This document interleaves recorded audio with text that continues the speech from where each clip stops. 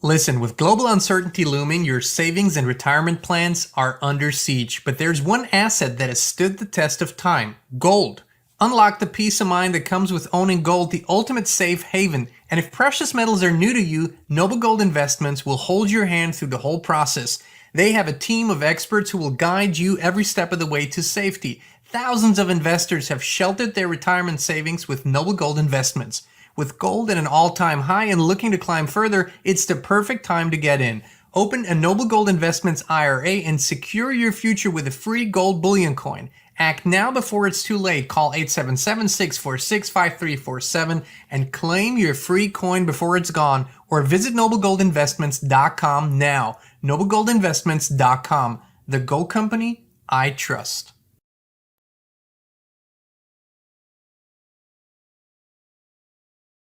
There you go. Now we unmuted the mic. Hey, Inspire Drive, my fellow freedom lovers. So Jean Nolan here. Thank you so much for tuning in.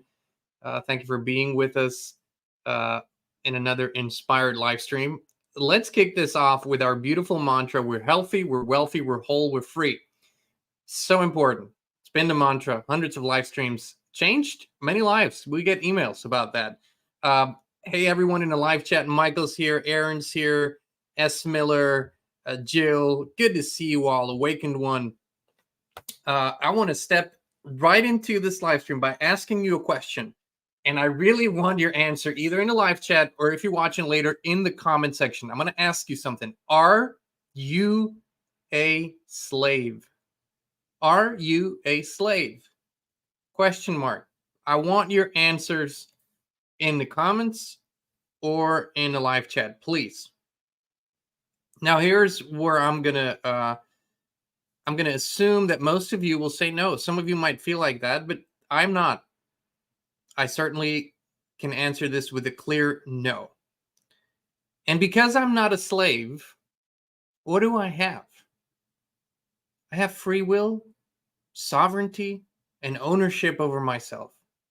And this is the most important principle that's not taught in school, that's not taught in university, that's not taught in law school. It's not taught anywhere, but it should be.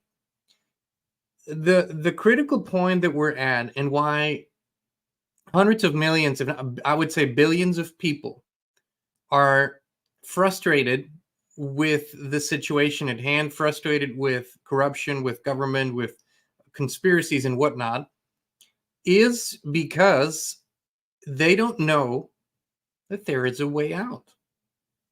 I will explain this to you like I have before, but from time to time, we really need to remind ourselves of what the true situation here is. Okay, so let me show you something. I've showed this before, but let me show you. This is simplistically put, this is the proper hierarchy. There is a creator, God, all that is, right? Now, if you don't have any kind of spiritual connection, then this principle will be hard to grasp. But for those who have some sort of spiritual principle that tells them there is an intelligent designer, an all-intelligent designer, then this hierarchy here rings very true. We were created by this intelligent designer. And what did we do? Eventually, we started creating systems, governments, rules, all of that stuff. Look at that hierarchy. Where is the government, the system, any system in that hierarchy? It's below man, below woman. Because it came through us, just like we came through the creator. Now, what has happened is that the system, the government, has first put itself above man and woman. That's what happened a long time ago. And now it's putting itself above the creator. We just showed you what is unfolding in Davos next week against the World Economic Forum meeting. Of course, these people are highly interconnected with the governments. And what is their agenda? What are they saying? We're going to become gods by merging with AI, merging with technology. So this is not even a theory, a principle, or something that we just concoct because we connect the dots. They're saying it out loud. Now, we need to first understand and comprehend that everything that we participate in, everything is 100% voluntary. And this is triggering people. This has been triggering people for as long as I've been saying this, which is now, the better part of 2 decades. And of course, many others before me. I didn't invent this by any means. Everything we do and everything we participate in is 100% voluntary. I'll get back to that first question I asked you. Are you a slave? If you answered with no, then how could it not be voluntary? Because if you are required to participate in anything without giving your consent, without voluntarily agreeing to it, you, by definition, are a slave. The problem is that most systems and governments of the world today are prohibiting slavery themselves. So how does this all come to pass? By unconscious, by subconscious, unspoken consent that is assumed. It's called assumed consent. It is assumed that you are consenting to be governed in this way. Now, the vast difference between me and most other people who talk about this is I'm not an anti-government person. I do not subscribe to the current form of it, but I do think that any form of group, tribe, family, clan, community always establishes a certain structure, and that there is always a need for wise leadership. But here's how wise leaders in the most advanced cultural communities, which are indigenous tribes, have always viewed their leadership position. They know that they can only be good servants to their communities if they are not just liked, but respected, appreciated, and if they go with the hearts and the minds and the will of their communities, then that works. They know that when they go against that, and when the ego gets the better of them, their time is up. We are at this crucial point all over the world where more and more people are realizing, hold on, this is all voluntary. I cannot be forced to participate in anything. I cannot be forced to participate in any system. How could I be? Because either I am a freely created being, and either I have unalienable rights that I possess because I am created for no other reason. That doesn't have to be a document, doesn't have to be a constitution, a law, a rule, anything. It's just that way, or I'm not. And this is black or white. There's no relativity here. You cannot be relatively free or relatively unfree. You can voluntarily choose to participate in systems because why? Why do people choose? Number one, most people don't voluntarily choose. They think they have to, which makes them what? A slave. I'm sorry to put it that way. There's no other way to slice it. That's what it means. Then the second thing is those who do voluntarily participate in a system, they say, okay, the reason why I'm participating in this is because I see benefits for me, for my family, for my community. I understand I am giving up a portion of my sovereignty, and we're going to get into what sovereignty really means, a portion of my sovereignty, because in exchange, I'm expecting to receive certain benefits, whether that is payment. If you go into a relationship with an employer, what do? You give up some of your sovereignty over your time, over what you do with your time, over where you spend your time, over what you do with your creativity, your power, your whatever. You give that up for what? 8 hours a day, 40 hours a week, whatever your choice is. You voluntarily go into an agreement and then you say, I'm giving this, you're giving that. Boom. That is a voluntary contract. You would never think that you need to stay in that position if you don't want to. You would never think that you are somehow forced, mandated to stay in that position. You clearly know that any relationship you have with your employer is voluntary. It's absolutely 100% the same with any relationship or contractual agreement we might have with the government. And again, I am where I am voluntarily. I understand every single choice I make it voluntarily. I could say no. If I wanted to, I would. I'm doing the same principle. I'm doing a benefit analysis here. And what is my purpose? Why am I here? What am I here to accomplish? And according to that, I'll make those decisions. Most people don't. They think they have to, which in turn, subconsciously, they're telling themselves, I'm not free, I'm a slave. What is sovereignty? Sovereignty is 100% self-ownership. Who can say that about themselves? Who can say that they own their own bodies, they own their own decisions, they own their own time, they own their thoughts, they own their beliefs? Who can honestly say that? How many people do you think can honestly say that? And I'm not finger pointing. I'm not trying to point anyone out. I'm trying to say we have never had these conversations, not in school, usually not at the dinner table. And perhaps for good reasons. Perhaps your families believe that the system that you live in, for example, if you lived in the United States through the last century and a half or whatever, your family might have believed that it's a good system. And perhaps to a certain extent it is. And to another extent, it's horrible. And perhaps they believe that, excuse me, this system is based on and governed by the Constitution as they learned about it in school, when they still learned about it.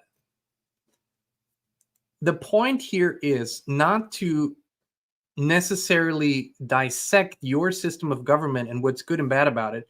What I'm telling you, and what is the truth, is your participation in it has always been voluntary. And this is perhaps the most triggering thing that people could hear. But guess how often I heard that? But sure. But then you go to jail. But then you are in a lot of trouble. But then you can't do this, and then you can't do that, and eventually they do this to you. I didn't say that there aren't consequences with making choices. There's always a consequence with every choice. Always. There's no doubt about that. There was never a doubt about that. That every choice has consequences.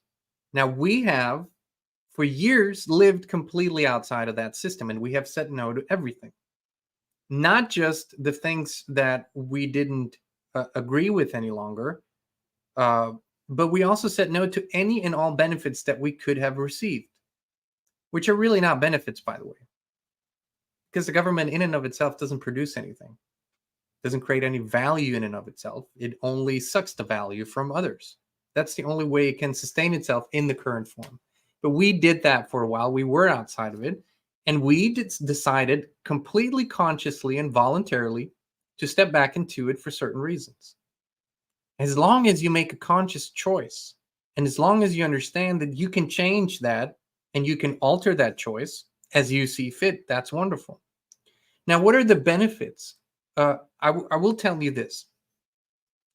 The way where people really truly live in complete sovereignty and self-ownership, where you really do not negotiate, a contract, or interact with a government body, it does require, it's the highest form of responsibility that someone can take, and it does require you to have a really powerful true north compass. If you don't have that, then that's not, to live free, you have to be at your best, spiritually, physically, mentally. It is true. And the reason why I appreciate systems is because when people choose not to live in that most responsible manner, society as a unified body has the right to protect itself, right? As long as you go by the biggest and most beautiful principle, which is do no harm, everything's good for me. You do no harm to me, my property, I'm totally fine with that. You do whatever you want to do, however you want to live. But when you do harm, and when you break that law of the land, do no harm, in that moment, Society has the right to protect itself and enforce the rules that you wanted to escape from. See, that's the thing here. People usually they make that step where they say, I'm going out of this system, is when they are in some sort of conflict, and oftentimes because they overstepped and did harm somebody or their property, and now they want to jail out a free what's it called, free jail out of jail free card. Oh my god, my brain this morning. Out of jail free card, I believe. At any rate, the point is, it's voluntary. It has been voluntary. It always will be voluntary. It doesn't mean that making that choice of stepping out of it doesn't have consequences. We first need to establish this as the truth. It's not a theory. It cannot be a theory. It's very simple. If it's not voluntary, it's slavery. There's no two ways about it, my friends. It's either voluntary or it's slavery. So then, when we establish this fact, and when we can agree on that, when millions and millions of people live in a geographical area together, that some sort of system needs to be put in place by everybody, then we can finally voluntarily work at creating the best possible system that serves everybody, because there don't have to be any losers and winners. It has to be a win-win-win, and we can apply ourselves accordingly. If you don't want that, more power to you. Then you create a space for yourself where you will live in absolute sovereignty, which is self-ownership. And that's fine too. We do, when we agree to certain commitments in a group or society, we do give up this 100%, I can do whatever I want in any second, because some of your time will be voluntarily gifted to the service of the community. Some of your time your work will be attributed to society. I think those things are important, but we need to break it down, and we need to get to the most fundamental principle. It is voluntary, and we cannot be forced. Religions have tried this for eons. Kings have tried this for eons. Secret societies have tried this for eons. And then now these fake democracies are trying this, and the people can always feel it.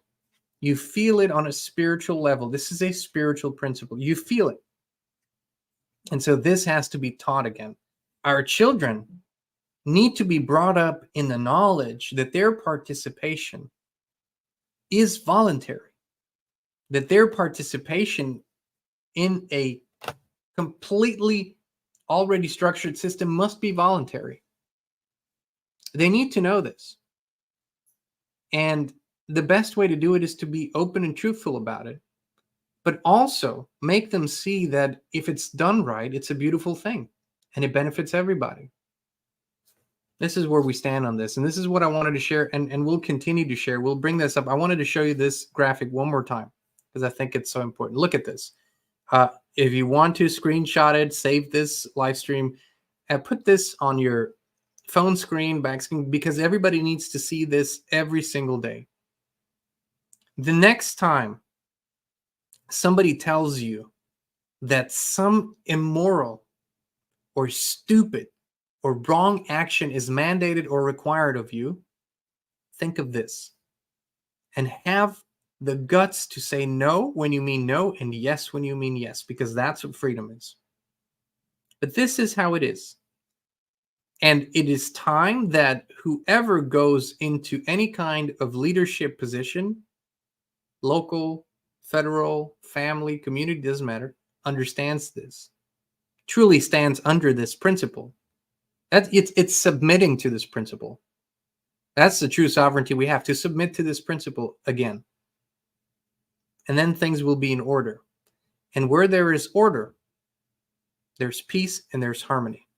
And this is, knowledge creates that. Actually, the application of knowledge creates that. Knowledge in and of itself doesn't do much, but the application of knowledge, you could call that wisdom. That's when things begin to positively change. Creator, man, woman, system, government. It's how it's always been. We can get back to that. It'll be beautiful. I will say this, in the world today, this lowest on the rank, the government, was completely blown out of proportion. It's way too big, all over the place. I think if we can reduce it by 80 to 90% in a planned, timely fashion, we go 5, 10, 15 years, however long it takes, we get to a proper size of government that's small, efficient, effective, and works for the people. Beautiful. More freedom, more love, more unity, more harmony. All right, my friends. Much love, many blessings. Thank you for tuning in. By the way, I will be speaking at Anarchapulco, I think one of the biggest freedom events in the world. And I'm honored, to be among such wonderful speakers as Jeff Berwick, who's the founder, of course, and Max Igan and David Icke and Bear Lando and many, many other wonderful truth and freedom speakers. I will be there virtually, just like David Icke. But if you want to look at the event, who's speaking, and get tickets and whatnot, links in the video description. I look forward to, for the first time, being a part of Anarchapulco. And as I said, all the information is in the description of this live stream. Much love, many blessings. Have a wonderful day. We'll be back with you again very, very soon.